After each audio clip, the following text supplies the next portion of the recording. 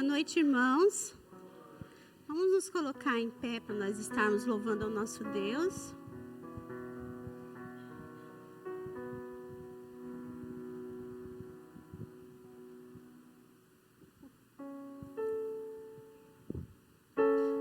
Prestem bastante atenção na mensagem que esse hino traz para as nossas vidas.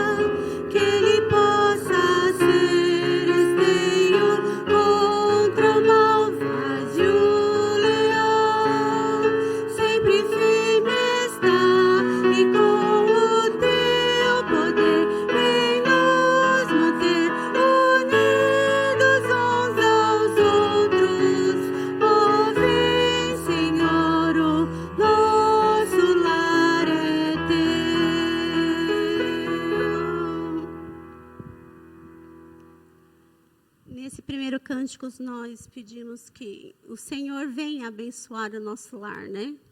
E nos manter unidos, né? E nesse próximo cântico nós vamos cantar que nós estamos rendendo ao Senhor a nossa família, né? Que Ele possa abençoar, que Ele possa pacificar, que Ele possa cuidar, fortalecer a nossa família e o nosso lar a cada dia.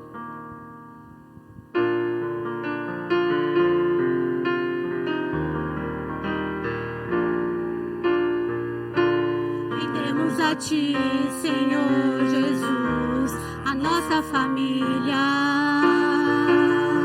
Brilhe em nós a Tua luz, dá-nos Tua graça e nos conduz.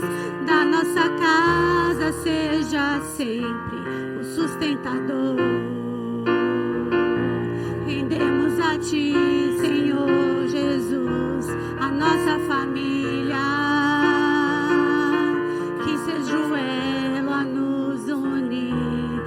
Nosso amor a repartir, da nossa casa seja sempre pacificador. Tudo que queres para nós seja também nosso querer. Todo o Teu querer em nós faze-nos conhecer. A nossa casa vem encher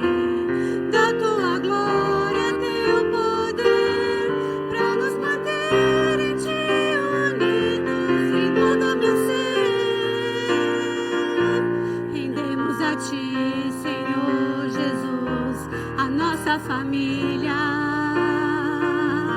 a tua imagem refletir, paz e alegria irão fluir das nossas vidas sempre a sempre, guia e protetor. Tudo que queres para nós seja também nosso querer, todo o teu querer em nós, fazendo-nos conhecer. A nossa casa vem encher da tua glória, teu poder, pra nos manter em ti unidos, vem moda meu ser. Tudo que queres para nós seja também nosso querer, todo o teu querer em nós, faz-nos conhecer. A nossa casa vem encher da tua glória, teu poder, pra nos manter em ti unidos, vem moldar meu ser. Pra nos manter em ti unidos, vem moldar meu ser.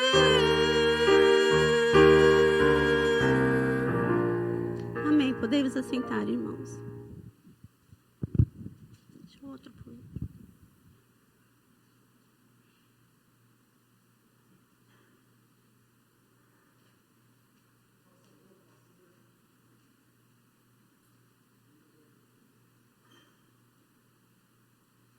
É já?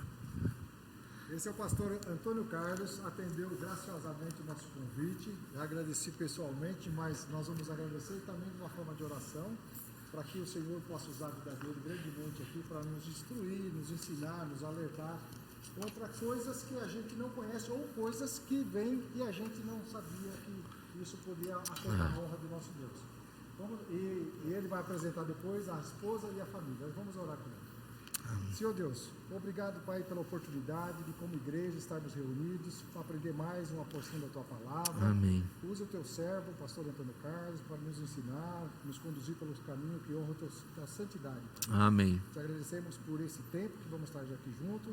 E abençoa os que não puderam vir, para que no próximo encontro eles também possam participar conosco aqui, Senhor. Te agradecemos grandemente em nome de Cristo Jesus. Amém. Amém. Amém. Irmãos, é grande alegria estar aqui com vocês, e eu fiquei olhando um pouco aqui, estudando o ambiente, né, que é uma coisa boa para se fazer, e aí eu pensei numa série de coisas que eu preciso falar preliminarmente aqui, não é? Primeiro deixa eu apresentar minha família, minha esposa está aqui, a Joana, a Nega. A gente já está casado há 37 anos, é um bom tempo, né? E tem uma foto nossa, eu esqueci de preparar a foto, aí eu peguei a que eu tinha mais fácil aqui, está lá minha filha, meu filho, a menorzinha é nossa nora, isso é quando meu filho estava cabeludo, eu já não tenho mais cabelo, mas ele ainda estava...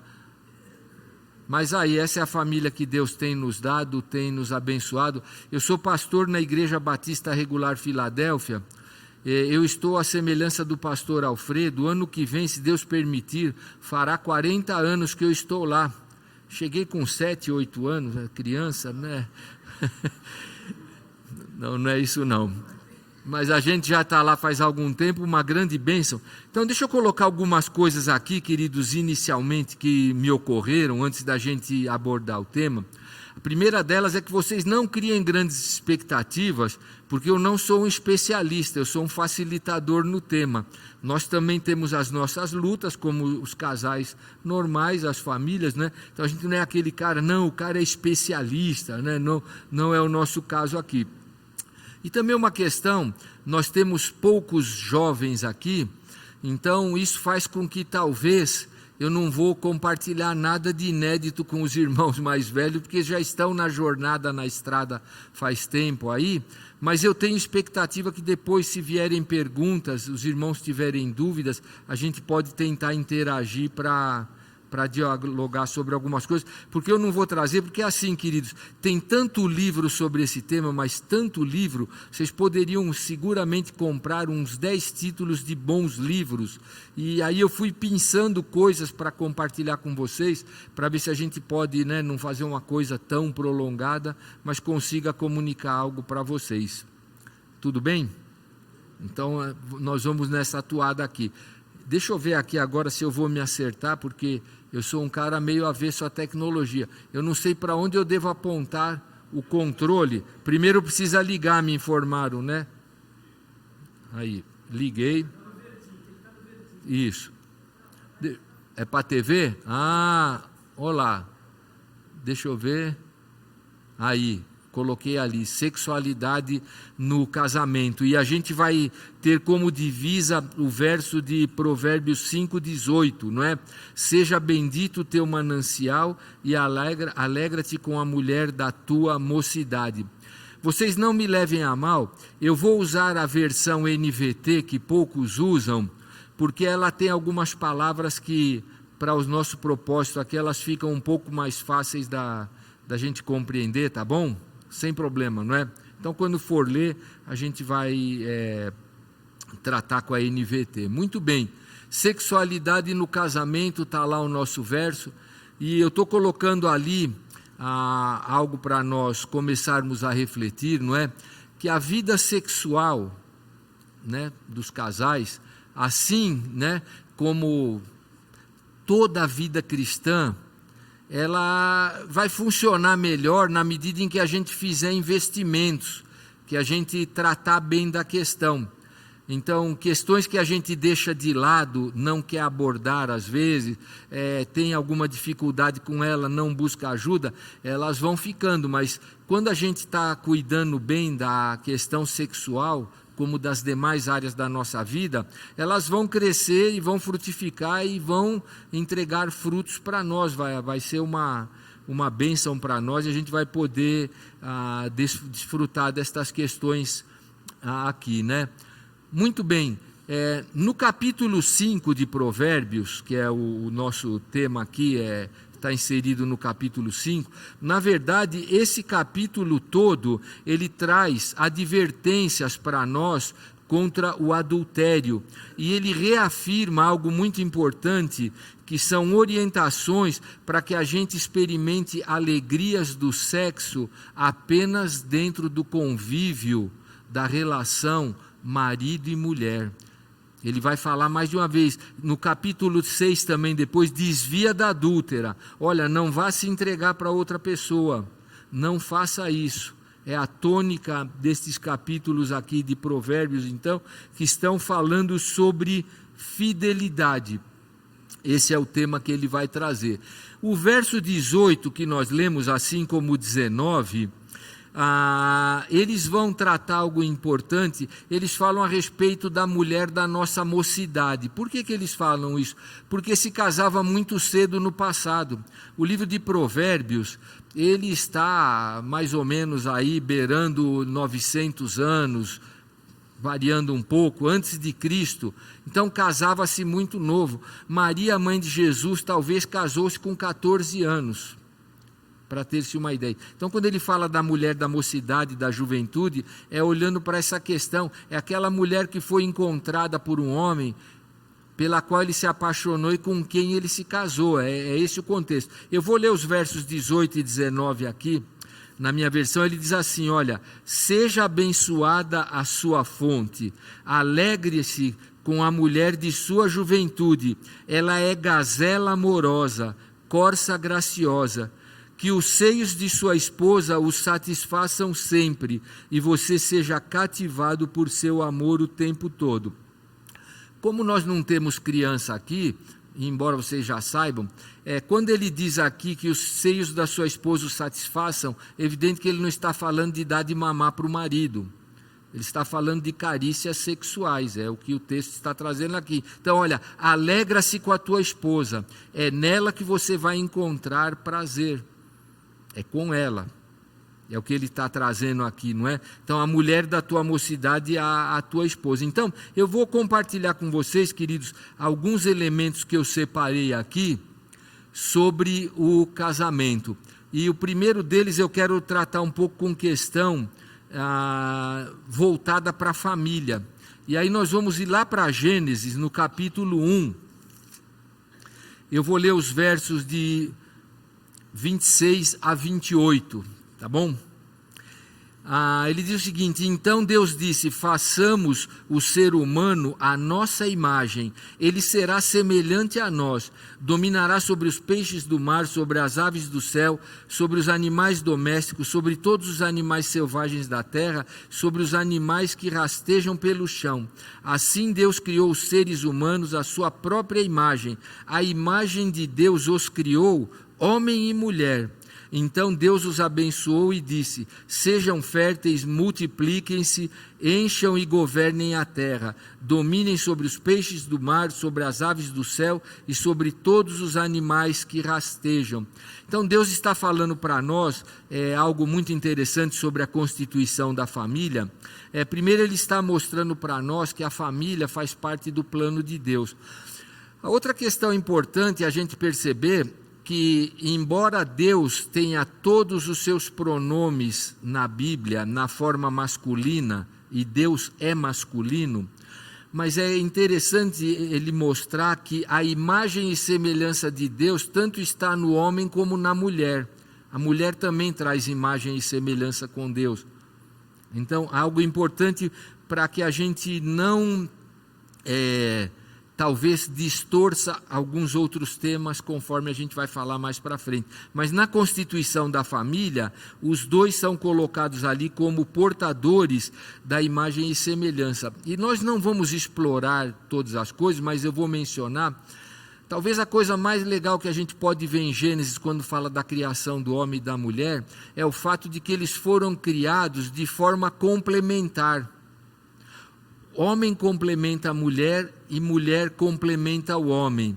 E, exceto naqueles casos em que Deus vai designar alguém para que fique solteiro até o fim da sua vida, essa seria a exceção, a regra é que o homem se case exatamente para encontrar a sua complementaridade na pessoa do sexo oposto. Esse é o plano de Deus.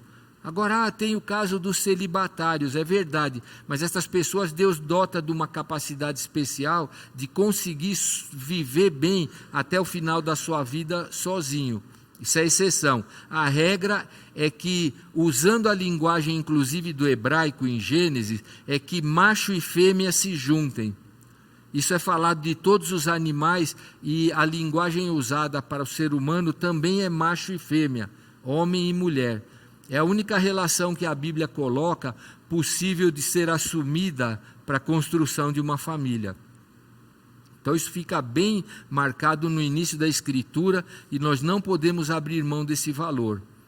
Então, se talvez a maioria das coisas que eu falar para você não é inédita, é só recapitulação, vamos lembrar que nós precisamos passar estes valores para filhos, netos, para a igreja, para os crentes. Nós não podemos deixar que a sociedade sufoque estas ideias.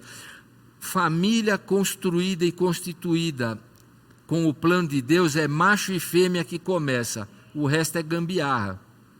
O pessoal coloca na internet, eu gosto de umas figurinhas, põe o parafuso e a porca. 2 parafusos não dá certo, não está racha, 2 porcas também não. É parafuso e porca, é macho e fêmea. E foi assim que Deus estabeleceu. Ele cria homem e mulher conforme a sua imagem, conforme a sua semelhança. E quando nós vemos os versos depois de 28 a 30, só para mencionar, é dado o chamado mandato cultural. O que Deus fala para o homem? Eu vou ler só o verso 28, porque ele traz a palavra que eu gosto muito. Ele diz o seguinte: então Deus os abençoou e disse, sejam férteis e multipliquem-se, encham e governem a terra, dominem sobre os peixes do mar. E aí ele vai falar para que o homem domine tudo, é o chamado mandato cultural. Deus estabelece a família e fala, olha, assim como eu sou criador e criei vocês, eu estou delegando agora a continuidade da criação para você, família. Dominem sobre tudo, sobre plantas, peixe, cachorro não é filho, que é filho é gente, bicho é bicho, gente é gente, planta é planta. Então Deus passou a ordem para essa família que está iniciando o povoamento do mundo. Então, vocês vão governar e vão receber instruções de Deus, e o homem, o ser humano, é que governa sobre todas estas coisas. Então, essa é a intenção de Deus quando Ele cria a família. Então, de forma resumida, e olhando para a Escritura, nós devemos guardar sempre a ideia de que o ser humano, o homem foi feito para refletir a glória de Deus e espalhá-la. Então, ele reflete porque ele traz em si imagem e semelhança. E ele espalha na medida em que um casal, quando procria, está gerando novos refletores do caráter de Deus. Então, o homem e mulher, lá no início, o primeiro casal, vão refletir a glória de Deus nas suas vidas e vão espalhá-la na medida que eles multiplicam, através dos filhos. Tudo bem? Esse é um modelo bem resumido da família, de como Deus colocou, né? É uma relação de complementaridade, dominar sobre a criação. Eu fui falando e esqueci de mudar o slide. Eles devem refletir a glória de Deus e espalhá-la. Então esse é o nosso papel enquanto família. A gente espelha a glória de Deus e espalha. Agora a gente poderia abrir um parênteses, eu não anotei isso, mas me vem à mente, né? Que tristeza é quando nós vemos os filhos dos cristãos fora da igreja, no mundo. Aquela família não está espalhando a glória de Deus através daquele filho. Por isso o nosso esforço continuado de tratar, de cuidar bem dos filhos para mantê-los no Evangelho, levá-los a conhecer Jesus, converter-se e se manterem lá para espalhar a glória de Deus. Ao invés de 2, passam a ser 3, 4 que estão falando da vontade de Deus, do plano de Deus, falando do amor de Deus. Então, vai espalhando aí nesse sentido. A segunda questão, para a gente mexer um pouco com ela, é a respeito da queda. Eu não vou falar de todas as coisas que envolvem a queda, mas todo o capítulo 3 de Gênesis, ele vai tratar uma boa parte da queda, e um pouco para frente da metade, a gente vai perceber o remédio de Deus para a queda. Deus começa a tomar providências, mas num primeiro momento, se a gente começar a ler, vai ter a questão lá da serpente conversando com Eva, mentindo para Eva. Ela aceita a mentira, ela come o fruto, ela dá para o seu marido, e a queda vai afetar todas as áreas da vida humana, sem exceção. O capítulo todo está lá. O que a queda fez? Ela deturpou e danificou tudo, os relacionamentos, a moral, os valores, tudo que existe nesse mundo, queridos, é corrompido, inclusive igrejas se corrompem, é tudo. Quando a Bíblia diz que esse mundo jaz ou repousa no maligno, significa que todas as suas estruturas estão corrompidas. Aí você vai falar, mas até a igreja, pastor? Espiritualmente, a igreja, como entidade espiritual, corpo de Cristo, ela vai ser apresentada como noiva para Cristo, sem ruga ou mácula, nós sabemos. Mas na sua convivência diária, quantas igrejas racha, pastor adultera, é membro? A igreja sofre os efeitos da queda. E a família vai a reboque, como tudo nesse mundo. Então, tudo que a gente conhece está afetado de alguma forma por conta da queda, não é? Mas ainda que o homem tenha experimentado a queda, foi mantido sobre o homem a tarefa de continuar glorificando a Deus. Nós precisamos enxergar isso. E quem está regenerado em Cristo pode cumprir de forma muito melhor esse papel. Então, embora a queda tenha deteriorado, corrompido tudo, não é?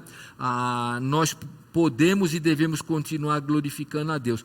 Quando nós vamos olhar para a Escritura, tem 2 versos muito importantes para a gente olhar lá em Gênesis, no capítulo 3, o verso 7, quando eles comem o fruto, isso é interessante a gente perceber, porque reflete em várias áreas da nossa vida. O verso 7 diz: naquele momento seus olhos se abriram, eles perceberam que estavam nus. Aí veio o efeito da queda sobre eles. E no verso 22, olha que interessante, Deus falando, isso provavelmente era uma conferência da Trindade, eles dizendo o seguinte: então o Senhor Deus disse: vejam, agora os seres humanos se tornaram semelhantes a nós, pois conheceram o bem e o mal.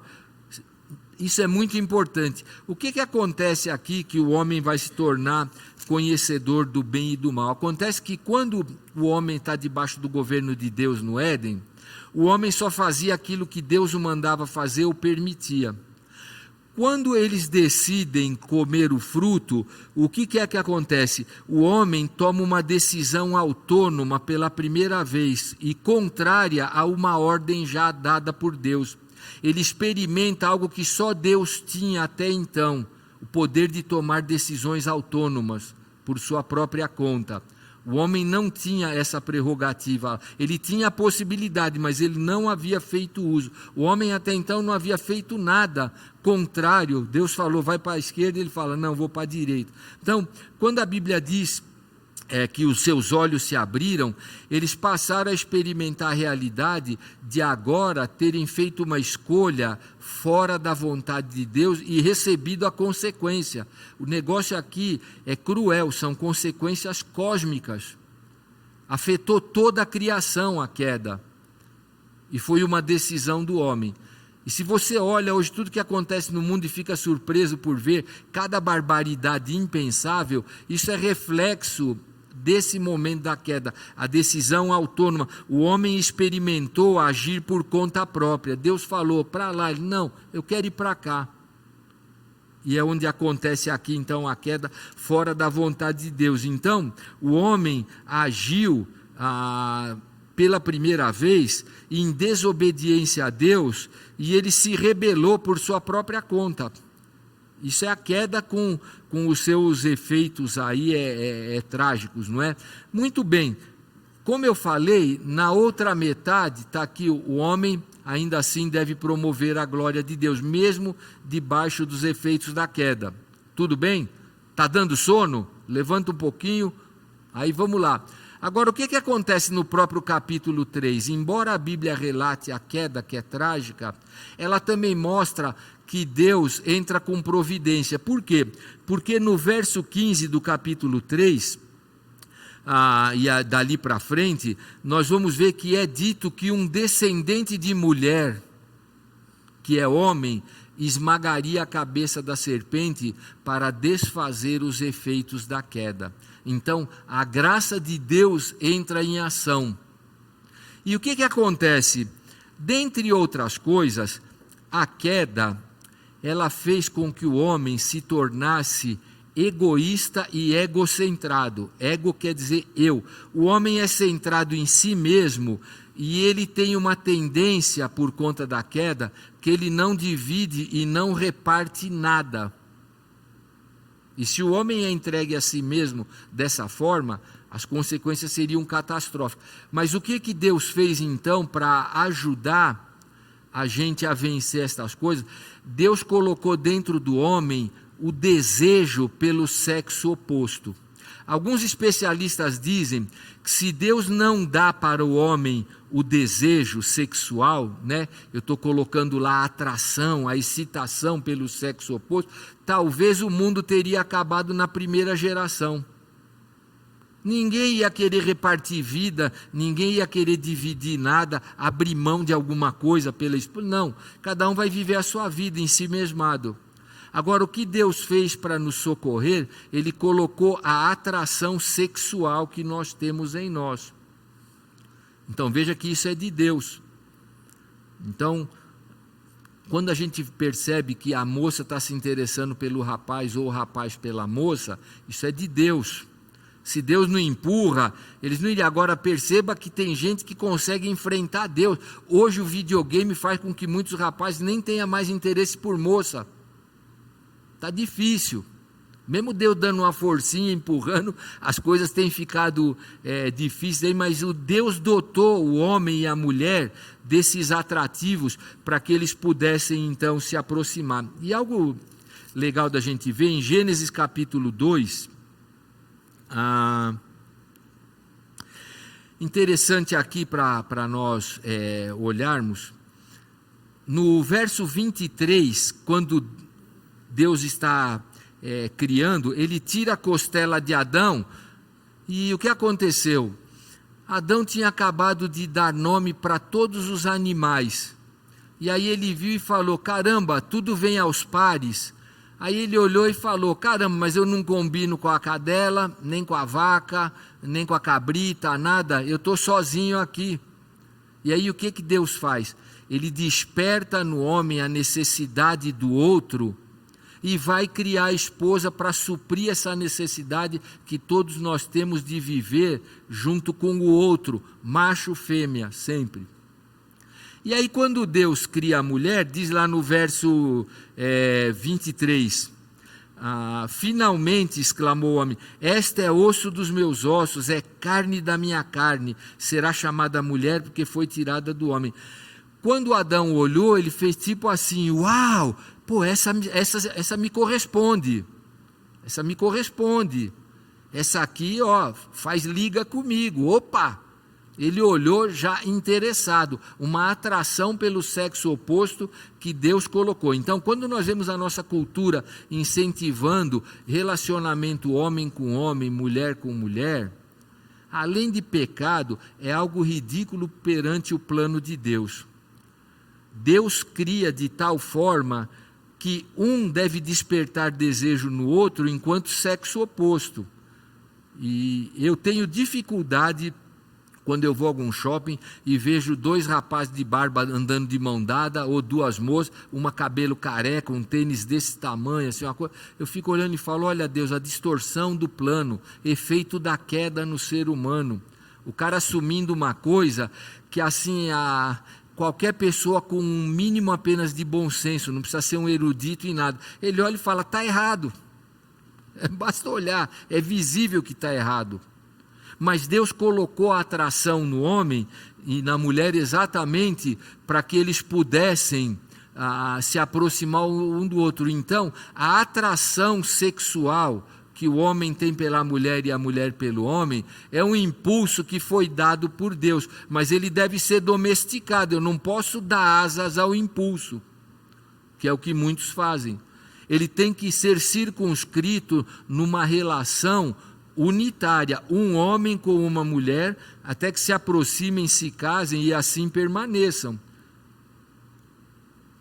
Porque hoje, quando a gente vê o que está acontecendo por aí, em pornografia, todas essas coisas, é pegar o impulso de Deus, que é do bem, que é santo, e deixar ele aberto para toda e qualquer possibilidade possível. É isso que está acontecendo.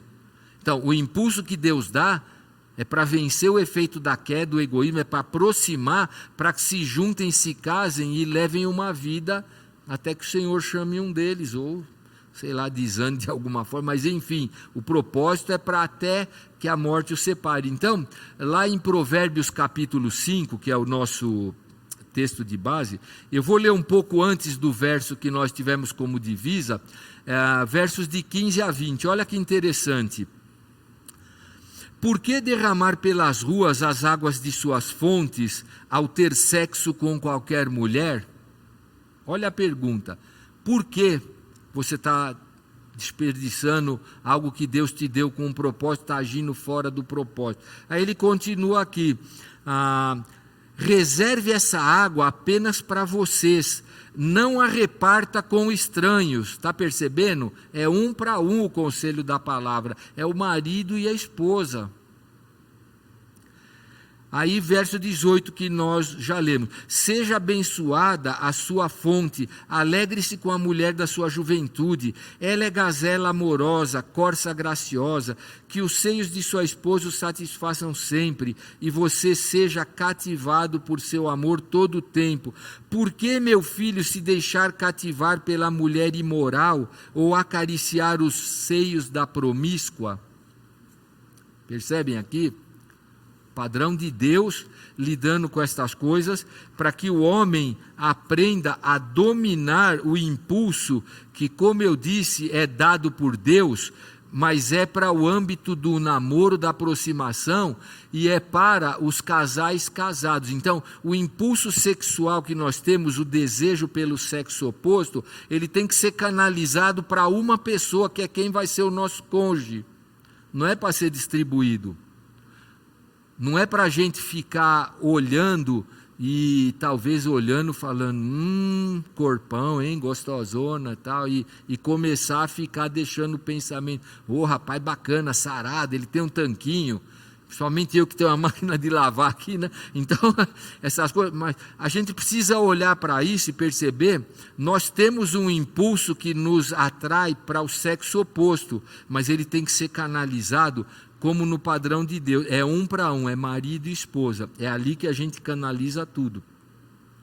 E se a gente começa a abrir para possibilidades, a gente está dando passos largos para desandar a nossa família.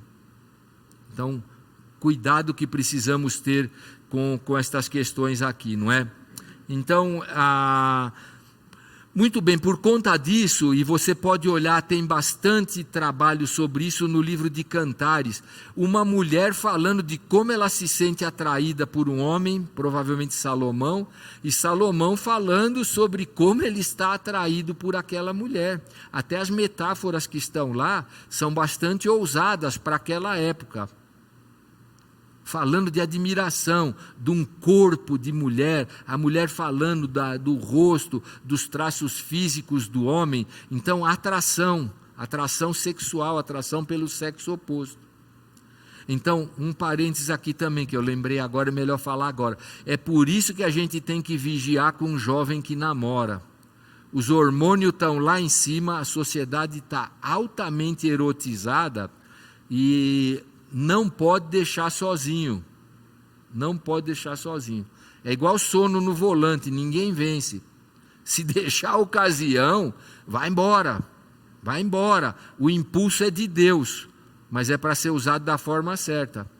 Então, se pegar o aparelho 110 e ligar no 220, você queima. Você tem que usar como o fabricante manda. Então, Deus dá o desejo para nos aproximar, para a gente poder planejar e querer ter uma vida na construção de uma família. Agora, não pode comer a merenda antes do recreio. Então, tem que ficar de olho, tem que cercar. Tem que cercar. E orientar, né? Instruir. Então, são questões aí, porque o impulso ele vai acontecer e é dado por Deus. Então, isso aí é sobre a queda que eu falei. Agora, vamos falar um pouquinho mais sobre casamento segundo Deus estabelece. Então, Gênesis capítulo 2, vamos ler esses versos. Verso de 21 até 25. Então o Senhor Deus o fez cair num sono profundo. Enquanto o homem dormia, tirou dele uma das costelas, fechou o espaço que ela ocupava. Dessa costela, o Senhor Deus fez uma mulher e a trouxe ao homem. Finalmente, exclamou o homem, esta é osso dos meus ossos, carne da minha carne. Será chamada mulher porque foi tirada do homem. E aqui Deus estabelece um padrão. Por isso, o homem deixa pai e mãe, se une à sua mulher, e os dois se tornam num só. Uma só carne, como está na versão atualizada, talvez a palavra lá, e é mais interessante você guardar para a gente trabalhar, a expressão que talvez melhor traduz o que está ali, os dois se tornam uma só vida. Uma só vida. Vocês já viram quando Deus manda Israel atacar algum lugar e fala, olha, vocês têm que dar conta, dar cabo de toda a carne.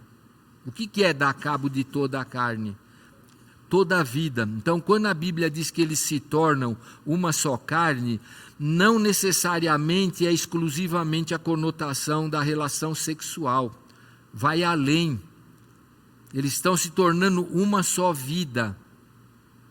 Aquela complementaridade que Deus fez lá do homem olhar. Então, eles estão se tornando no casamento, ou nós nos tornamos uma só vida. Esse é o casamento que Deus estabelece, né? E a gente precisa prestar atenção a algumas coisas. Primeiro, o casamento é uma parceria relacional, como eu falei, e complementar. Então a gente entra numa relação com uma série de acordos, de incumbências e vai complementar um ao outro. Esse princípio é muito importante a gente guardar. O que acontece no casamento? Nós devemos ser um para o outro e nós dois para Deus. É assim que a gente deve pensar na vida do casal formando a família.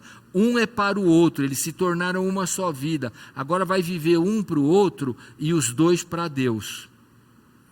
Isso é bom a gente pensar quando vem muvuca, aquelas coisas, né? Como é que está o nosso casamento? Está ficando ruim, está brigando muito, está estragado aqui. A gente está sendo um para o outro e os dois para Deus? É para fazer uma análise quando tem aquelas DR lá que senta e vai até 3 da manhã para ver se apaga o fogo, mas tem que fazer, tem que acertar. As coisas dentro da família tem que acertar.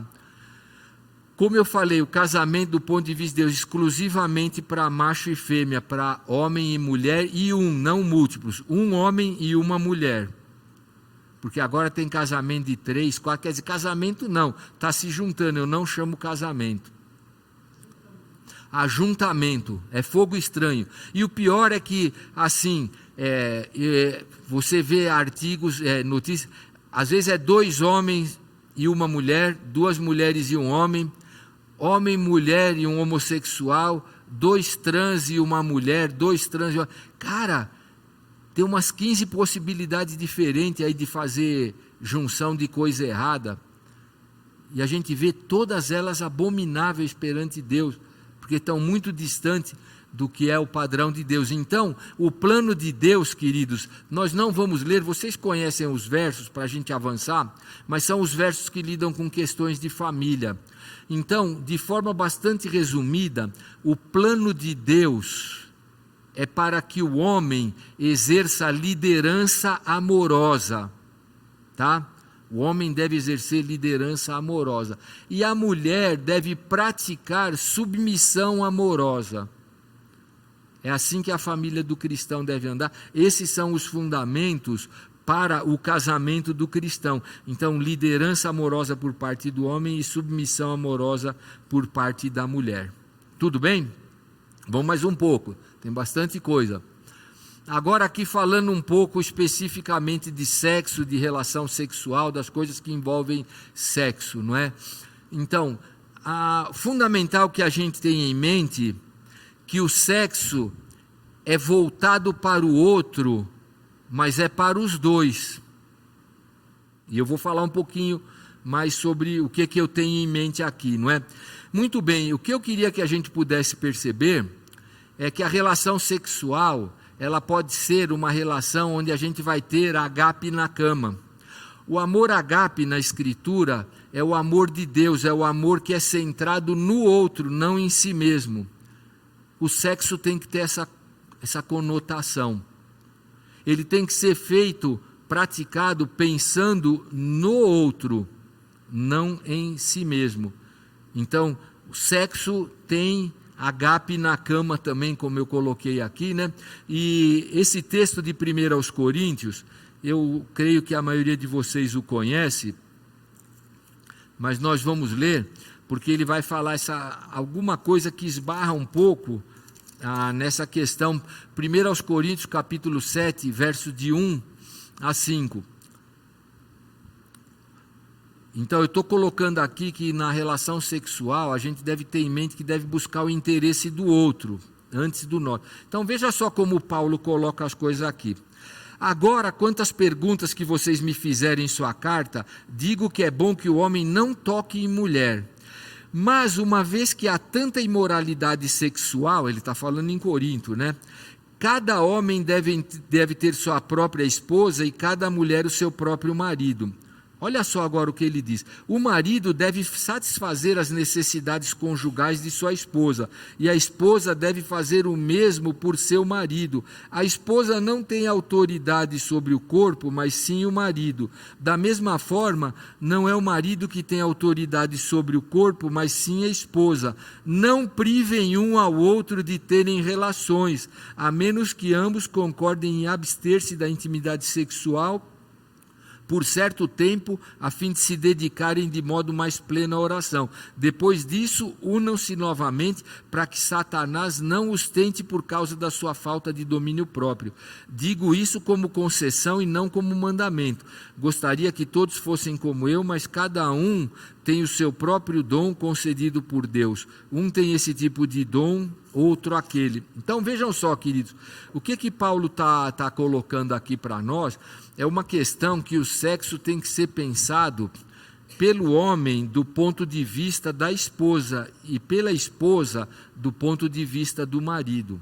Agora, já escreveram uns 500 livros diferentes tentando dissecar um pouco essa questão que a esposa não é dona do corpo e sim o marido não é dono e sim a esposa. Então as posições vão de preto a branco, de A a Z. Mas em síntese, o que esse texto está dizendo é que relação sexual é uma questão de pensar no outro em primeiro lugar. Foi assim que Deus fez, por isso que eu disse que tem um ágape lá. Você vai lembrar de Filipenses 2, a partir de 5, que Cristo não julgou com usurpação ser igual a Deus. Ele pensou nos outros antes de pensar em si mesmo. A relação sexual tem que ser pensada no outro em primeiro lugar. Então, o que acontece? A relação sexual é para ambos desfrutar, é para ambos gozarem, no sentido mais amplo, desde gozar como um deleite até o orgasmo. É para ambos. É assim que a palavra de Deus estabelece e é assim que nós devemos prestar atenção aqui, não é? Então, o que acontece? Homem e mulher precisam estar prontos, em geral, na hora do sexo, por isso que o preparo que a gente vai falar é importante, porque assim, eu devo ir preparado para satisfazer o outro, em primeiro lugar. E se o outro vier na mesma intenção, também vou me dar bem. Então é assim que a gente deve olhar para as questões voltadas para o sexo, né? Agora acontece que a gente tem na nossa sociedade muito homem galo e mulher sem orgasmo. Vocês sabem que tem uma pesquisa, eu estou falando de pesquisa séria, não é coisa imoral. Foi feita uma pesquisa bastante abrangente, fizeram perguntas: quanto tempo dura em média uma relação sexual? Muitos, baseados nos filmes de Hollywood, talvez em pornografia, falaram, 1 hora, 2, é uma noite. Não, descobriram que é 6 minutos. 6 minutos em média, a maioria das relações sexuais. Agora tem homem que dura 1 minuto. A mulher reage diferente nessa área. Então, se o cara não tem a preocupação com a esposa, 2 minutos ele se resolve, vira de lado, deita e dorme. Usou a mulher, usou a esposa. Então, é uma questão para a gente tomar cuidado, porque tem que ser algo onde há uma grande relação de reciprocidade, é um para o outro, e ambos para glorificar a Deus. Assim deve seguir a nossa vida. Então, o sexo é para o outro, mas os dois têm que ficar bem na coisa. Pode parecer estranho que eu mencione isso, mas vocês podem procurar pesquisa, queridos, falando de mulher de forma abrangente, não raras, tá? Não mulheres raras. Mulher vem tendo orgasmo de uns 30 anos para cá, se tanto.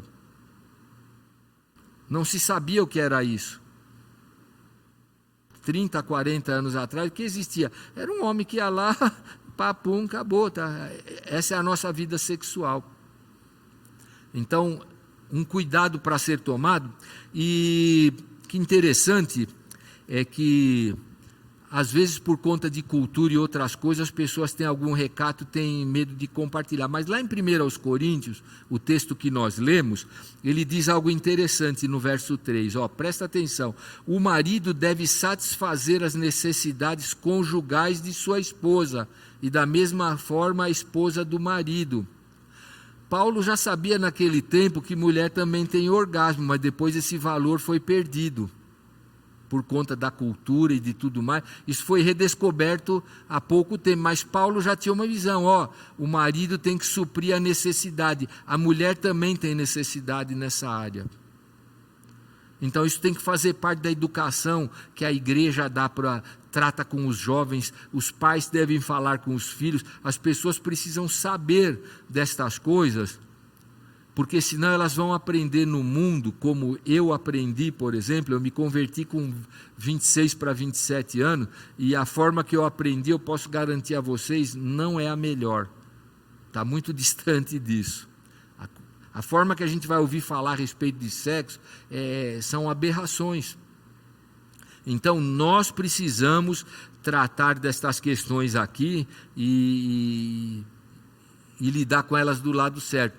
Importante a gente lembrar, a gente deve pensar nas questões do sexo como algumas outras voltadas para a nossa experiência pessoal, pensando que é um programa de melhoria contínua.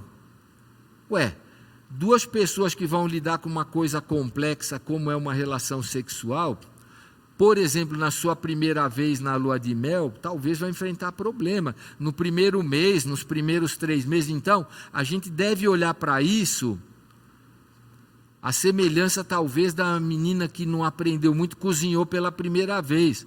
Está meio ruim, errou no sal, errou no tempero, mas com o tempo vai havendo um ajustamento. Como é que a gente ajusta estas coisas? Falando. São questões dialogais. O casal tem que conversar. Olha, isso não é bom. Olha, isso não sei. Então, o casal vai ter que ver e buscar um ajustamento para que as coisas possam acontecer da forma adequada. Agora, aqui tem uma outra questão que eu estou colocando: sexo não começa na cama, e nem precisa ser exclusivamente lá. Mas não começa na cama. Agora, uma questão importante que eu quero que a gente leia, eu vou trazer alguns fatores que são importantes, podem ajudar a melhorar a intimidade sexual. E esse verso de Hebreus 13:4 é muito importante, porque ele guarda valores muito importantes. Diz assim na minha versão: honrem o casamento e mantenham pura a união conjugal, pois Deus certamente julgará os impuros e os adúlteros. Então, queridos, valor fundamental para nortear a relação sexual é honra e pureza. Buscar honrar a Deus, honrar o cônjuge e manter-se puros. Eu duvido, queridos, aposto ali a pupila dos meus olhos, que um cara que fica olhando pornografia durante o dia vai transar com a esposa pensando nela. Eu duvido.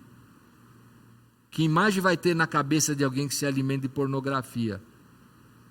Mesma coisa uma mulher que vai atrás disso. Então vai pegar as coisas artificiais, vai desonrar o seu lar. Sem contar que Jesus disse que a gente adultera com a mente também. Não foi o que Jesus disse? Então são questões para a gente pensar e lidar com isso. Então, honra e pureza na nossa relação conjugal, conforme está em Hebreus. Agora eu quero comentar algumas coisas que são importantes do ponto de vista psicológico, para que um casal tenha uma convivência que vai redundar numa boa relação sexual. Então eu coloquei aqui, olha, transparência e lealdade. Então, queridos, entre cônjuges não pode haver segredo. A gente tem que ser transparente, tem que ter lealdade. Agora, isso precisa ser sentido. Eu preciso sentir que eu estou com uma mulher que tem lealdade comigo, que é transparente.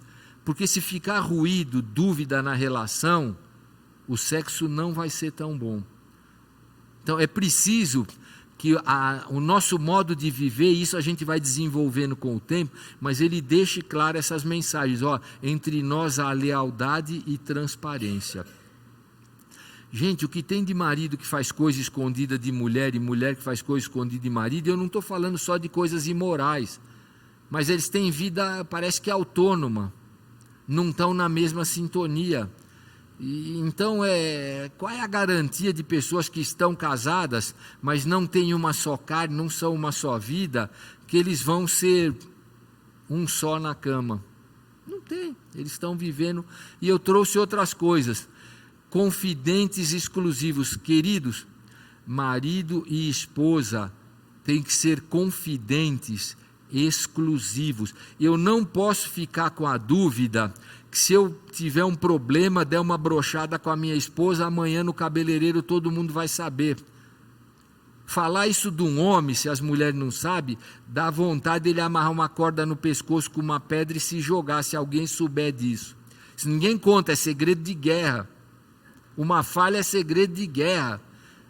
É o esconderijo de Hitler, ninguém pode saber que teve uma desavença. Se a mulher é um pouco frígida também, às vezes eles encontram problema, ninguém pode saber disso, eles são confidentes, isso é uma coisa da vida deles, da intimidade, não pode sair. Agora eu preciso ter essa confiança, que ela é uma confidente exclusiva, que a gente vai manter isso dentro do nosso lar. Porque se começa a trazer ruído, desconfiança, queridos, isso vai minando várias outras áreas aí do casamento, né? E questão de lealdade é uma questão assim, é um pouco comum a gente ver, por exemplo, o Joãozinho está casado com a Mariazinha e eles estão se ajustando, o casal é novo, todo mundo, né? Só que quando o Joãozinho passa na casa da mamãe e do papai, ele fica narrando tudo, aonde a Mariazinha é diferente. Ela não cozinha igual você, mamãe, estou sofrendo. Ah, não, ela é meio rixosa, ela reclama muito. Queridos, isso é ser desleal. Ou a mulher que vai para a casa da mamãe também e começa no fuxico falar mal do seu marido, isso é além de pecado, que é fofoca, é horrível. E aí se um dos dois fica sabendo, o pau quebra. E eu sou obrigado a dizer, não pode ser diferente, tem que quebrar o pau mesmo e fazer parar isso. Então, muito cuidado com falta de lealdade, fuxicando e aí uma série de coisas aí, né? Assim, salão de cabeleireiro, amigo antigo, amiga de escola, às vezes é um ambiente onde se começa a falar coisas que não se deveria, que estragam a relação do casal. Coloquei ali também transmissão de segurança. Queridos, todos nós temos necessidade de um certo senso de pertencer e de experimentar segurança numa relação. Então, eu tenho que viver e tomar decisões na minha vida que façam com que a minha esposa sinta segurança em estar comigo. Veio uma bucha, um filho doente, alguma coisa, eu tenho que estar com alguém que passa segurança. A minha esposa tem que passar segurança para mim, e eu para ela. Agora, se a gente vive inseguro, quando vem problema, o problema fica ainda mais agravado pela insegurança, aí sabe o que acontece? 60, 90 dias que não tem sexo naquela casa. Está todo mundo muito preocupado, falta segurança, então a gente fica adquirindo instabilidade, e tudo isso vai minando. E a gente deve prestar atenção e usar os recursos da palavra de Deus para isso. Marido e esposa têm que ser companheiros, queridos, inseparáveis, como eu coloquei aqui. Eles devem ter laços de companheirismo que eles não terão em nenhum outro lugar, nem com a mamãe, nem com o papai, nem com a irmãzinha e nem com os filhos. Queridos, filho é acessório que você tem que criar para ir embora. Marido e mulher que fica quebrando o pau toda hora, porque não consegue se entender como vai cuidar do Joãozinho, está idolatrando o filho muitas vezes e estragando a sua relação. A prioridade do marido é a esposa, da esposa é o marido. Filho vem depois. Marido e mulher até que morto separe, filho é até que ele vai embora. Ele sai bem antes. E está uma idolatria de filho hoje em dia que eu vou te falar. Tem uns manezinhos de 3 aninhos que já manda no pai e na mãe, ele embrulha os dois juntos para presente. Dobra, só faz o que quer, como quer, pai e a mãe alisa. Se um dos dois vai falar, se é o pai que fala, a mãe vira onça, vira leoa. Se é a mãe que fala, o pai vira leão. Não, não faz assim, deixa daí que eu ajeito. Passa o pano ali, deixa o pecado ali, dá uma camuflada. Então assim, não há um companheirismo como deve ser o do marido e da esposa. Muito bem, uma outra questão importante para a vida sexual que eu coloquei aqui, é o amor demonstrado. Tem que ficar visível, tem que ser sensível. Então, eu estou colocando aqui algo importante para a gente cultivar. Queridos, numa relação marido e mulher, é muito importante que a gente sinta que pertence ao outro. Isso é um valor fundamental, emocional, muito bom. Eu tenho que ter um sentimento de que eu pertenço. Aliás, essa é uma necessidade das mais básicas que o ser humano tem. Necessidade de ter um senso de pertencimento. E se ele não encontra no pai e na mãe, ele busca nos amigos da rua, da escola. Se ele não encontra na esposa, ele começa a se interessar por outra. Se não encontra no marido, ela começa a se interessar por outro. Então, é preciso que a nossa relação cresça e se desenvolva de tal maneira que a gente tenha aquela segurança, aquele senso de pertencer, como a gente deve ter em relação a Deus. Mas a nível das relações humanas, eu devo ter sempre assim, muito seguro, caramba, a minha esposa age comigo assim, eu sinto que ela tem um apreço tão grande por mim, que eu pertenço a ela, ela faz questão disso, ela quer me ter com ela. Então isso é fundamental para ajustar a autoestima e para não desandar outras coisas aí. Então aquele sentimento de você é minha, e eu perceber nela que ela tem um sentimento de que eu sou dela. E isso leva a proteção e cuidado. Então, proteção e cuidado também tem muito a ver com papai e mamãe, trabalho, sabe? Questões que vão envolver na família, e quando tem um determinado problema, um dos cônjuges percebe que ele não se sente cuidado e protegido. Ah, mas ele nem me protegeu ali, ó, não falou nada. Não estou dizendo que você tem que sair brigando para defender a patroa, nem a patroa brigando para defender o marido. Mas tem que haver uma convivência que passe também esse senso de proteção e segurança. O teu cônjuge tem que saber que se desandar qualquer coisa, ela sabe que vai correr em você. Você é a segurança, não outra pessoa. Não é o pai, não é a mãe. Se desandar aqui, eu vou correr para a nega Joana, e ela tem que correr para mim. É onde a gente sabe que tem segurança. É onde eu sei que tem uma história de vida que a gente foi construindo, e esses sentimentos são fundamentais. A falta de todas estas coisas, embora eu esteja detalhando muito, elas vão construindo um distanciamento meio invisível, que é o que vai trazendo esfriamento em outras áreas, inclusive na sexual, e é o que vai empurrando pessoas para começar a olhar com certo apreço para um outro ou para uma outra. Então, essa é a questão que está aí. Aliviar um ao outro em suas cargas, para a gente não ser explorador. Eu luto com isso, queridos, eu exploro a minha esposa, eu preciso confessar aqui. Ela arruma aquela casa, minha casa parece que está sempre maravilhosa, tá? Mas não é porque não tira as coisas de lugar, não, é porque ela coloca. Em casa tem comida todo dia, não compra nada de iFood, nada disso aí. Então todo dia tem muita louça, suja muita roupa, a casa é grande, tem quintal e empoeira, quando chove suja, a casa está sempre arrumada, e eu faço muito pouco. Então, nós precisamos ficar atentos a essa questão de não explorar o outro, ajudar a aliviar as caras. Eu sei que existem algumas praxes acadêmicas aí, né, aquelas máximas dos livros, né, que às vezes o marido vai procurar sexo e a esposa usa o "tô cansado" ou dor de cabeça. Homem também tem usado, porque a vida moderna está fazendo muito homem fraco, essa garrafada, vitamina, ovo de codorna, mas enfim.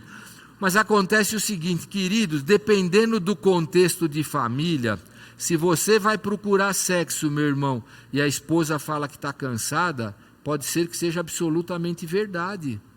Não tem libido, está arrasada, cansada, o dia inteiro fazendo trabalho, chega à noite e ela quer abraçar o travesseiro, não você, quer ter uma boa noite de sono.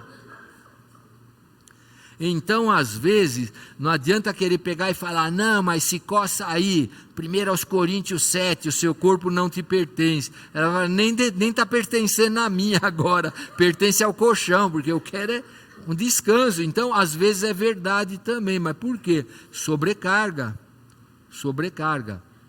Se vocês decidiram que vocês vão juntar um bom dinheiro no arranque da vida e vai precisar que o marido trabalhe muito num primeiro momento, às vezes faça muita hora extra, talvez também vai cair o interesse dele. É preciso se ligar nas coisas, ver o que está acontecendo. Então, todas estas coisas estão aí nesse pacote e influem na área sexual. Suportar eventuais diferenças. Então, queridos, tem uma coisa assim que é interessante, a gente não deve murmurar com relação a diferenças.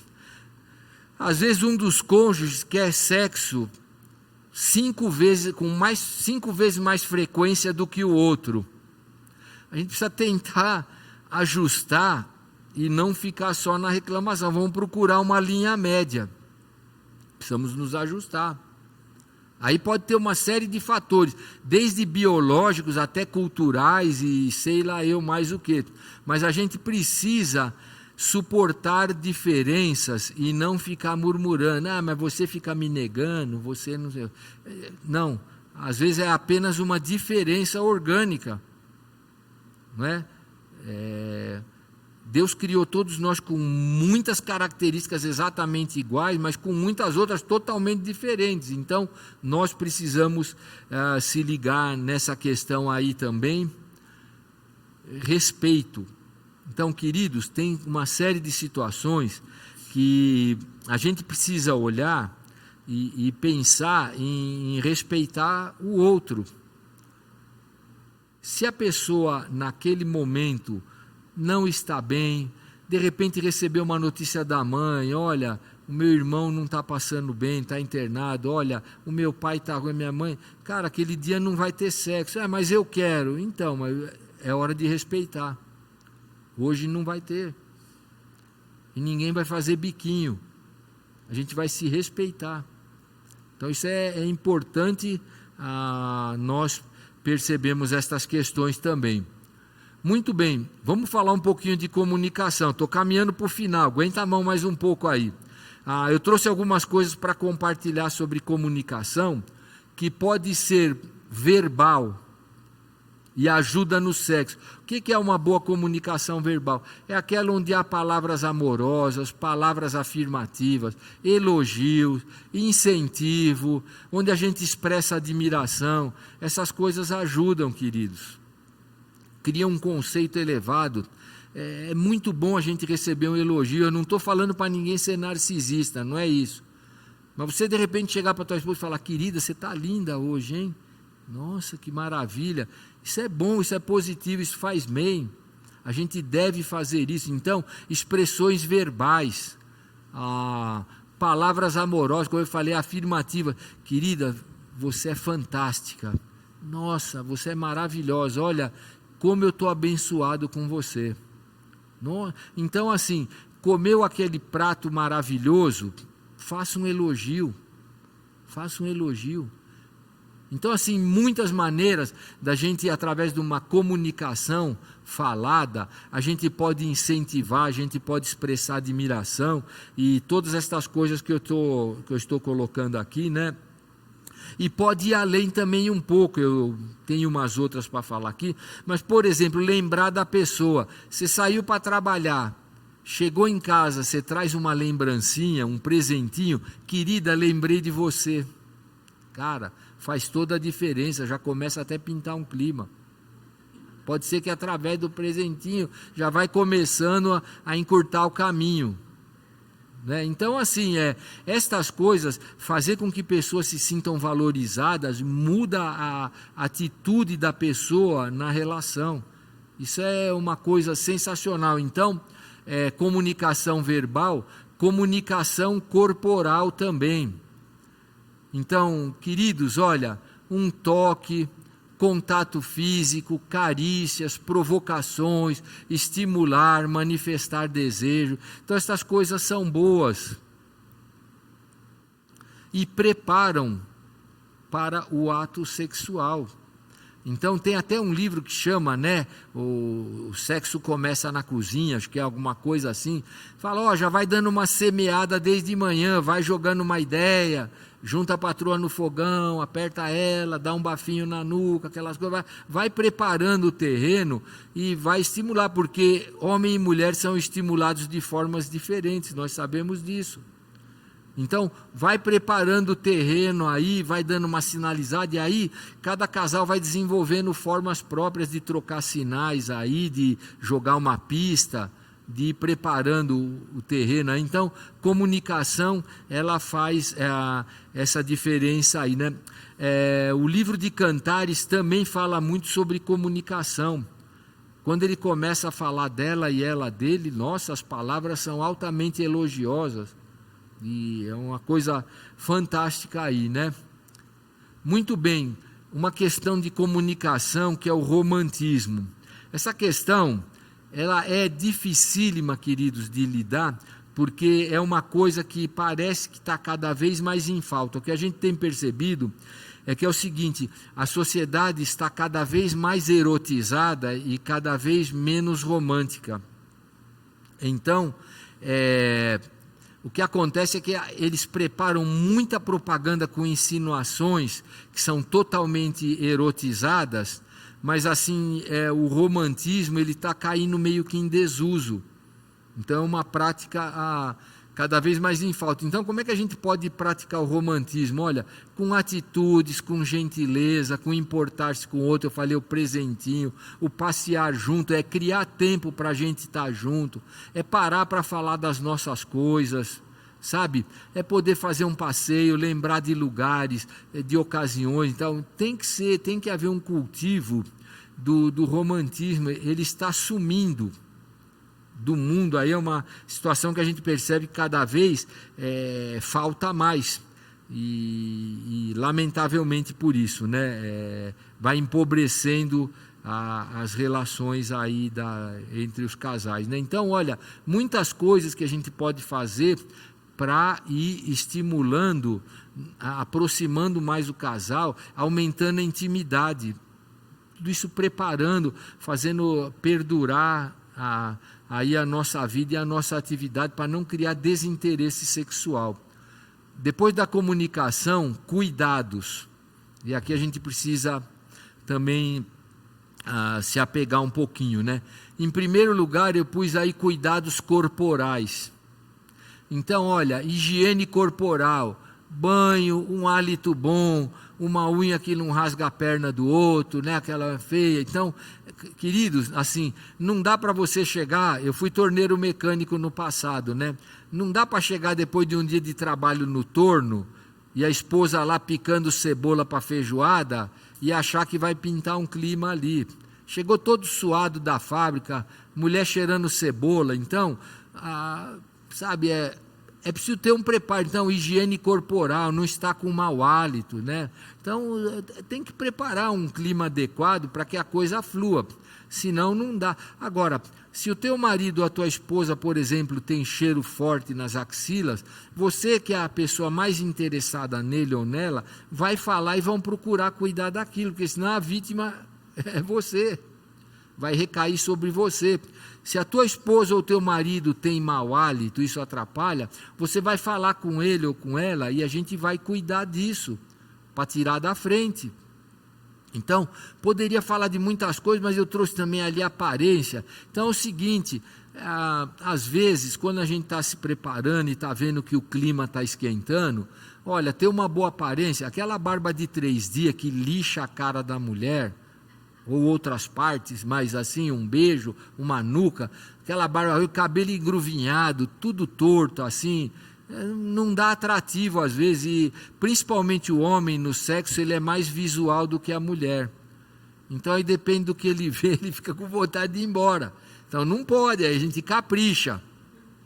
Então a gente tem que caprichar. Então, olha, uma roupa, um batonzinho para dar um grauzinho, para ficar legal. Então, a gente precisa caprichar com essas coisas aí, porque a gente sabe que corpo cheira. Corpo exala odores, não é? Então é desagradável essas coisas. Então, ó, cuidados corporais, não é? O que mais? Cuidados pessoais também.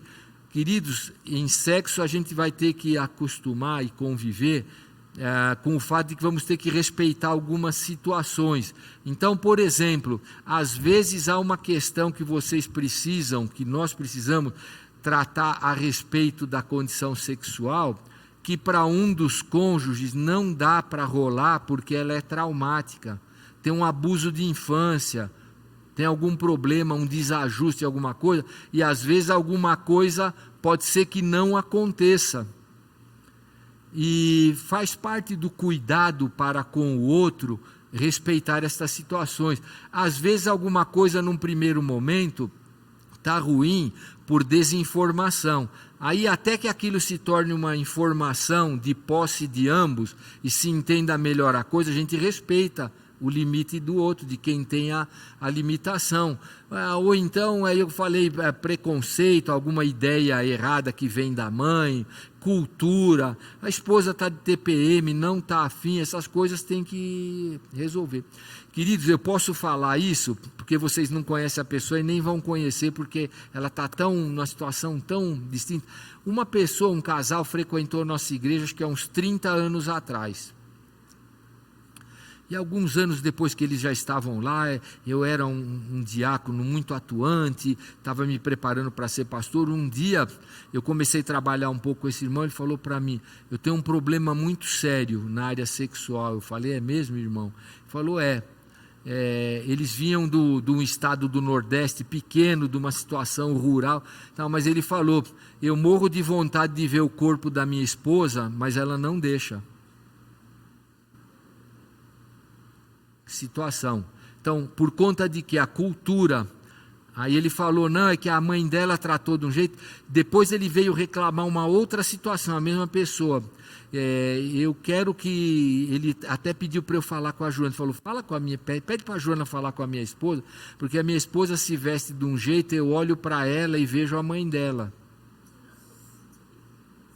Eu estou falando verdade, eu não criei essa situação. Então, veja só, como eu falei, na área sexual, o homem tem uma veia mais forte para o aspecto visual. Aí o cara quer ver o corpo da esposa, ela não deixa. Se não arrumar isso, em algum momento esse estímulo vai empurrar ele para ver um corpo de mulher em algum lugar. Em algum lugar. Agora, só mediante aconselhamento, porque a esposa trouxe uma cultura tão arraigada e ela não ficava nua na frente do marido se não fosse com um lugar totalmente escuro. Agora, enquanto não conserta, ele tem que respeitar, é a mulher que Deus deu para ele. Agora, se não procurar ajuda também, eu não sei se ele resolveu isso, ele vai morrer com esse problema.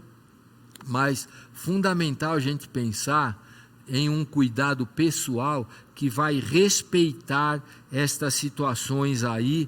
E o que vamos pensar? Estar abertos ao diálogo. Qualquer coisa numa relação sexual, dentro do ambiente conjugal, que não está rolando a contento, o que a gente faz? Deve estar aberto ao diálogo. Primeiro vai falar um com o outro, de repente arruma. Se não der certo, busca ajuda. Procure o pastor da igreja, a esposa do pastor, se você é mulher, procure um conselheiro que ele vai indicar, vai ler um livro, você vai buscar ajuda, porque a minha frase ali final é aquela, sempre é possível melhorar. A gente pode melhorar todas as coisas numa relação, então precisou de ajuda, queridos, buscar ajuda é o que a gente deve fazer para qualquer coisa. Agora,